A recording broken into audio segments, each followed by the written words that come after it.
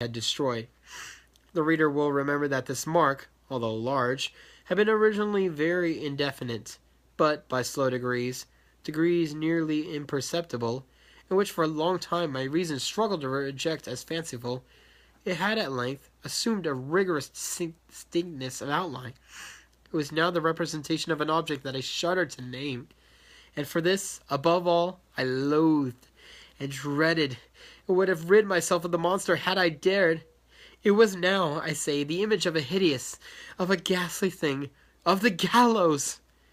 Oh, mournful and terrible engine of horror and of crime, of agony and of death! And I was indeed wretched beyond the wretchedness of mere humanity, and a brute beast, whose fellow I had contemptuously destroyed, a brute beast to work out for me, a man fashioned in the image of the high God, so much of insufferable woe! Alas! Neither by day nor by night knew I the blessing of rest any more. During the former, the creature left me no moment alone, and in the latter I started hourly from dreams of unutterable fear to find the hot breath of the thing upon my face, and its vast weight, an incarnate nightmare that I had no power to shake off, incumbent internally upon my heart. Beneath the pressure of the torments, such as the feeble remnant of the good which within me succumbed, evil thoughts became my sole intimates, the darkest and most evil of thoughts. The moodiness of my usual temper increased a hatred of all things and of all mankind, while from the sudden, frequent, and ungovernable outbursts of a fury to which I now blindly abandoned myself, my uncomplaining wife, alas, was the most usual and the most patient of sufferers. One day she accompanied me, upon some household errand, into the cellar of the old building which our poverty compelled us to inhabit. The cat followed me down the steep stairs, and nearly throwing me headlong, exasperated me to madness. Upon uplifting an axe, and forgetting in my wrath the childish dread which had hitherto stayed my hand, I aimed a blow at the animal, which of course would have proved instantly fatal had it descended as I wished. But this blow was arrested by the hand of my wife. Goaded by the interference into a rage more than demoniacal, I withdrew my arm from her grasp and buried the axe in her brain. She fell dead upon the spot without a groan. This hideous murder accomplished, I set myself forthwith, and with entire deliberation, to the task of concealing the body.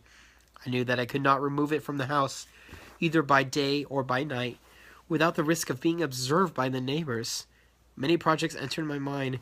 At one period I thought of cutting the corpse into minute fragments and destroy them by fire.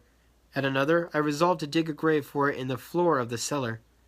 Again, I deliberated about casting it in the well in the yard, about packing it in a box as if merchandise, with the usual arrangements, and so getting a porter to take it from the house. Finally, I hit upon what I had considered a far better expedient than either of these. I determined to wall it up in the cellar, as the monks of the Middle Ages are recorded to have walled up their victims. For a purpose such as this, the cellar was well adapted. Its walls were loosely constructed, and had lately been plastered throughout with a rough plaster, which the dampness of the atmosphere had prevented from hardening.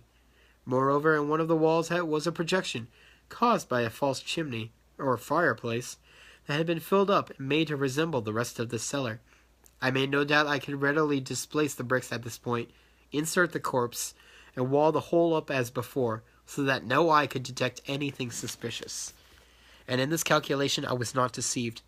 By means of a crowbar I easily dislodged the bricks, and having carefully deposited the body against the inner wall, I propped it in that position, while with little trouble I relaid the whole structure as it originally stood. Having procured mortar, sand, and hair, with every possible precaution, I prepared a plaster which could not be distinguished from the old, and with this I carefully went over the new brickwork. When I had finished, I felt appearance of having been disturbed. The rubbish on the floor was picked up with the minutest care. I looked around triumphantly, and said to myself, "Here, at least, then, my labor has not been in vain." My next step was to look for the beast which had been the cause of so much wretchedness, for I had, at length, firmly resolved to put it to death. Had I been able to meet with it at the moment, there could have been no doubt of its fate. But it appeared that the crafty animal had been alarmed at the violence of my previous anger, and forebore to present itself in my present mood. It is impossible to describe or to imagine the the blissful sense of relief which the absence of the detested creature occasioned in my bosom. It did not make its appearance during the night, and thus for one night, at least, since its introduction to the house, I sound and tranquilly slept. I slept even with the burden of murder upon my soul.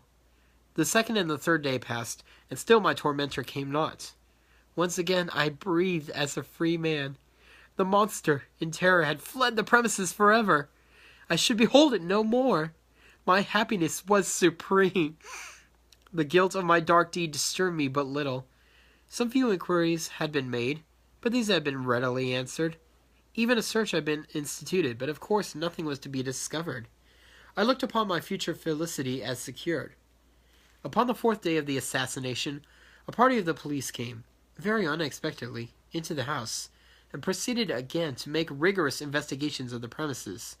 Secure, however, in the inscrutability of my place of concealment, I felt no embarrassment whatsoever.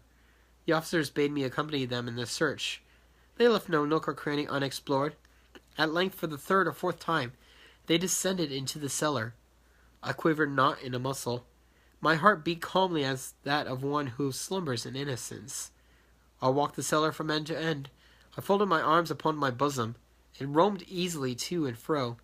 The police were thoroughly satisfied and prepared to depart. The glee at my heart was too strong to be restrained. I burned to say but one word by way of triumph, and to render doubly sure their assurance of my guiltlessness. "Gentlemen," I said at last, as the party ascended the steps, "I delight to have allayed your suspicions. I wish you all health and a little more courtesy. By the by, gentlemen, this is a very well-constructed house." In the rabid desire to say something easily, I scarcely knew what I uttered at all.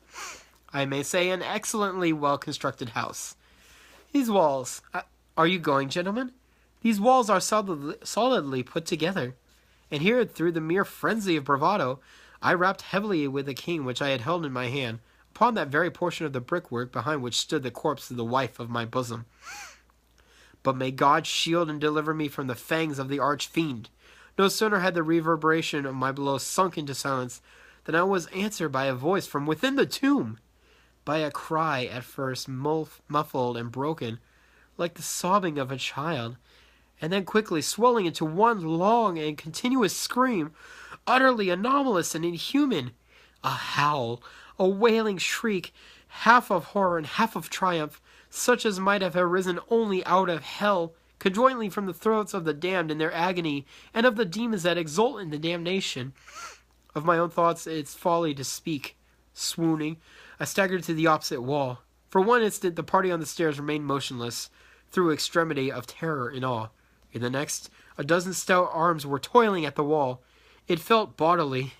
The corpse, already greatly decayed and clotted with gore, stood erect before the eyes of the spectators.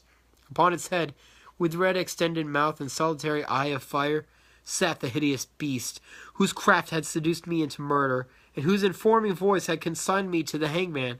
I had walled out the monster within the tomb.